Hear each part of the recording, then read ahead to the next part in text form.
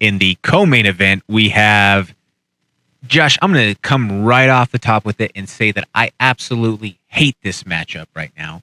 This is a terrible matchup, in my opinion, for one of the two guys. It's a phenomenal matchup for the other. You have the number 10 ranked Marlon Moraes, the Magic Man. He's taken on number 14 ranked Song Yadong. Now, Marlon Moraes is so desperate for a win right now that it is not even funny. And his path to success in this fight is such a steep one that I don't know if it's something that I mean, it might be an insurmountable situation. This could be the old dog being let out to pasture right here.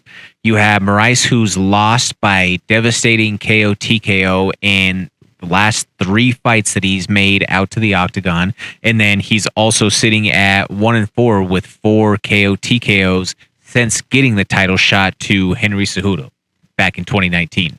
I think that Song Yadong is a fast rising prospect with a ton of promise. He is only 24 years old. He has 25 professional fights. He's been in the UFC for years now. He trains at a strong camp with Uriah Faber. He has a strong wrestling base that can now start to back up the striking that he's began to show growth and evolution in, especially with the KO TKO in his last fight. I think that he is the worst possible matchup that somebody like Marlon Moraes in his position should be in a matchup against. Like, that's just me if I'm looking at it from Marlon's point of view. Yeah, I mean, I completely agree with you. This is not, I have to have tinfoil on your head having the UFC take out Marlon Moraes to the pasture, let him lie down. But yeah, this isn't a really smart matchup on his part. I think that, he's kind of backed into a corner. It's, here are the fights. You don't have a great past 5 fights. We need you to fight. When you lose, you don't get a choice. It's like, this is who we have for you. You want it or not. And I think that, Marlon Moraes, I'm a huge fan of. I think he's gifted athletically. He's a very high IQ fighter. So I do think that will play a factor in this fight. Yes, Song Yadong has every variable that you can think about. He has all the intangibles, but this is the Magic Man we're talking about here.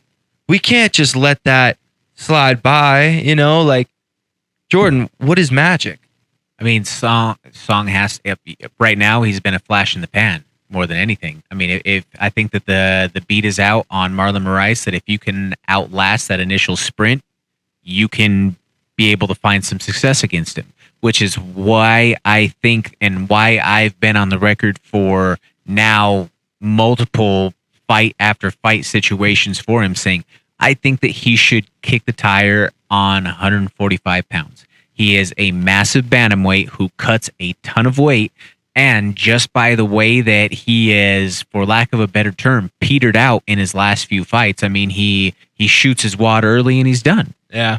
So that being said, I mean, I wonder if him being able to, or not having to cut so much weight and deplete himself so much, can that help him out? No, I completely see that, and that is why when we do this game of all facts, no feelings, Jordan, you're all facts, and I'm just feelings over here. I just really like the Magic Man. I'm a big fan of him, and even though everything that you said is kind of spot on, it's magic, baby. Like, it can happen.